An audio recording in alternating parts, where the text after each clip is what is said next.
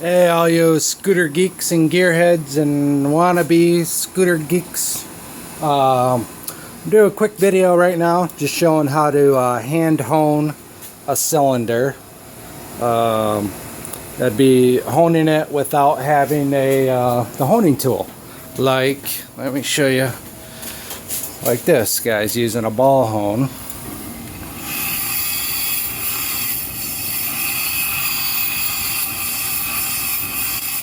You know, that's how you would normally do it, but if you don't have the tool like me, you can just do it by hand. And I'm going to show you how to do that. It's real quick and real easy. I got a couple cylinders here, a 49, a 70, and I'll do it on the 90cc 50 millimeter one because it's bigger and it should be easier to see everything. I'm just going to use regular old sandpaper. To be honest with you, this is 320 grit. But I typically use the 220 is what I normally use, but today I'm going to use the 320. Sandpaper and just do it by hand.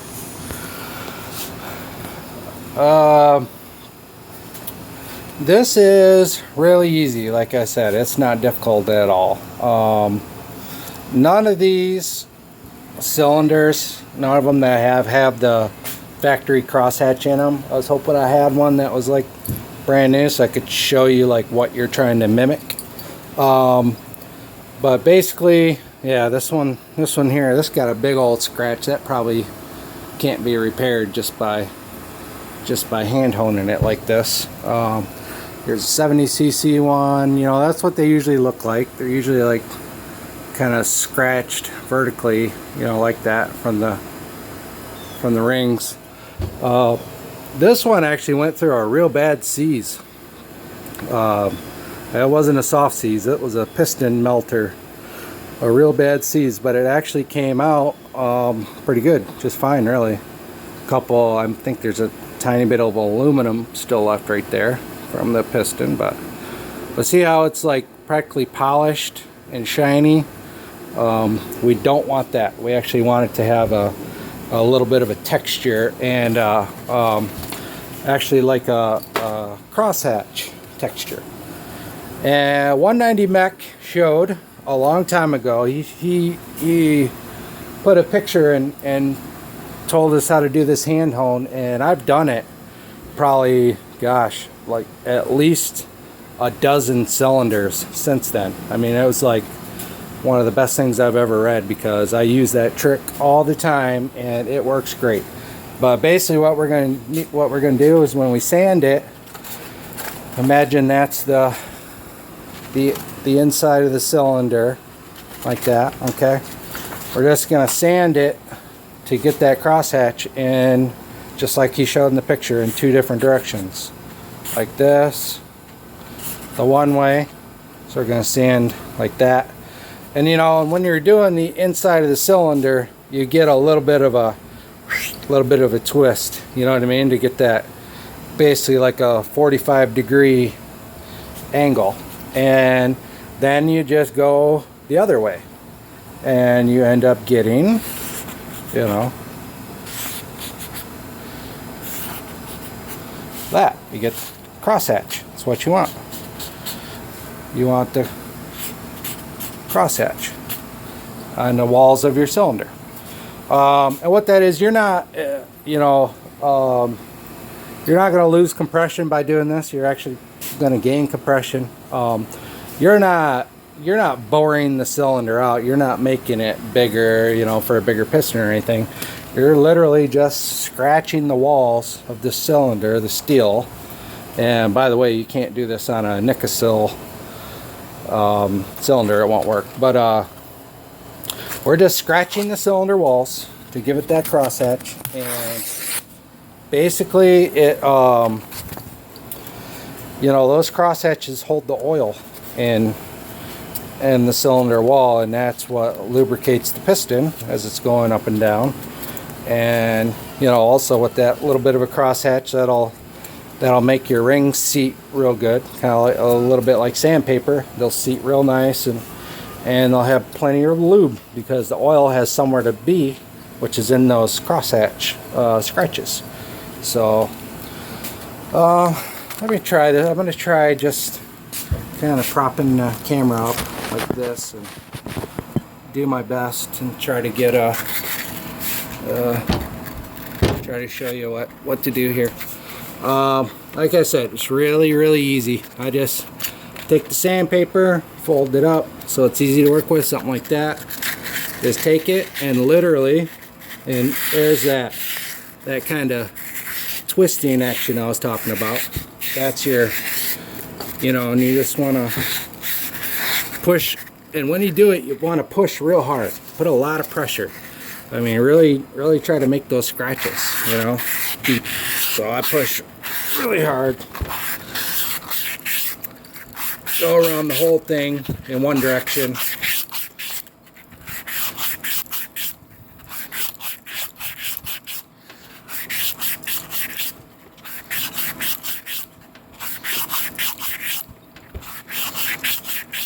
Okay, that's one way, and that's you know, just like in the picture, that's these scratches are there now. Now we're gonna do these scratches this way to get the crosshatch pattern. Let's see if you can see. I mean, this could probably even use a little bit more sanding, but let's see if you can see the scratches so far. Getting some good light here. I don't know, it's hard for me to tell if you can see it on camera. But yeah, you can see the scratches. See how they're all going in that one direction? Okay, now we're just going to do it in the other direction. I'm going to go this way now. So now we'll do it. Try to get this on camera good so you can see. Now go this way. And like I said, when I'm doing it, I'm actually going in and twisting to get that 45-degree angle. And get those nice cross hatches.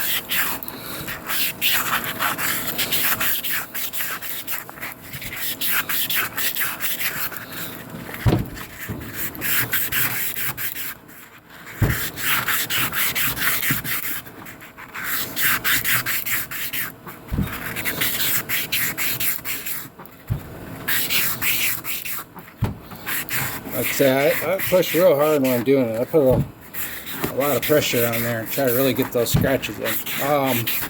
This is also 320 grit sandpaper. I usually use 220 grit to really get some nice cross hatching in there.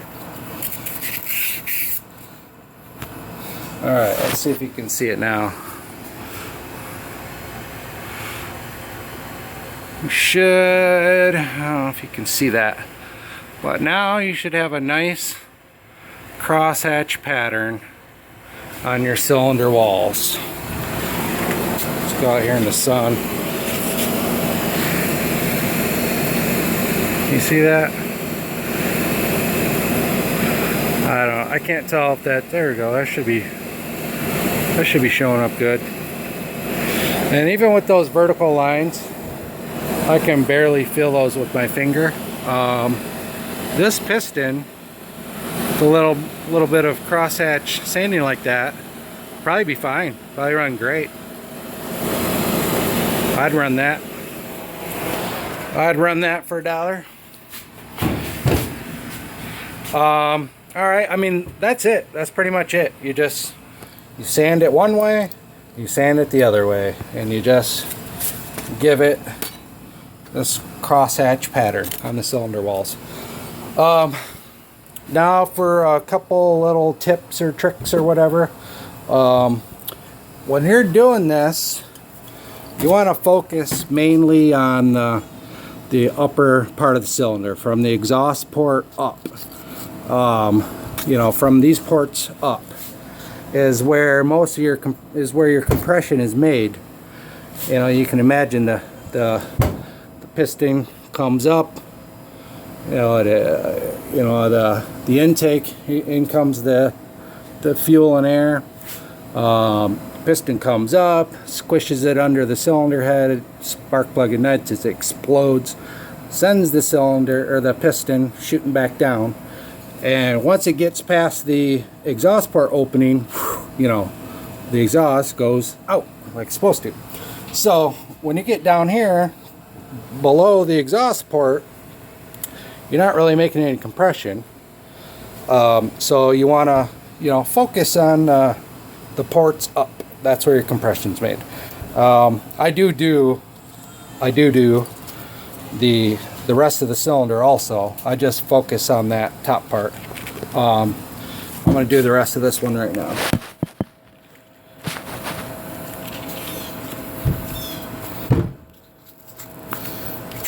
Like I say, this is 320 grit. I usually use like a 220 grit. Going in one direction.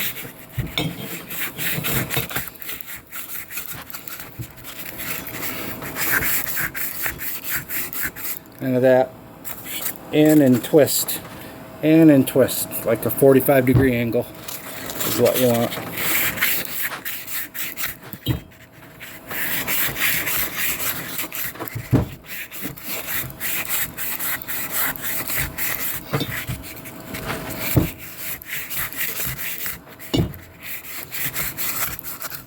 Okay, now go the opposite way, 45-degree angle. I'll flip this over, get some push. Go this way.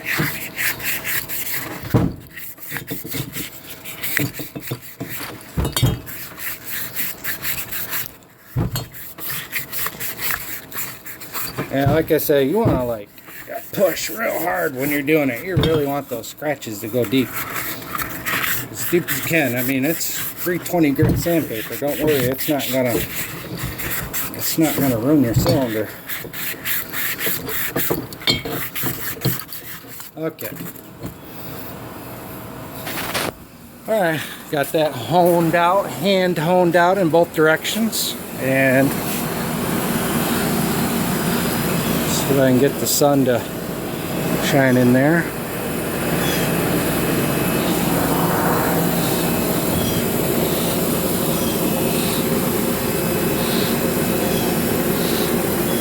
Gosh dang it.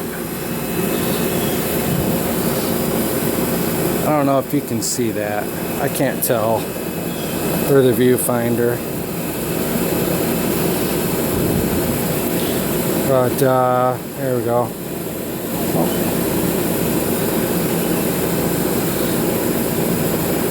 Come on, focus.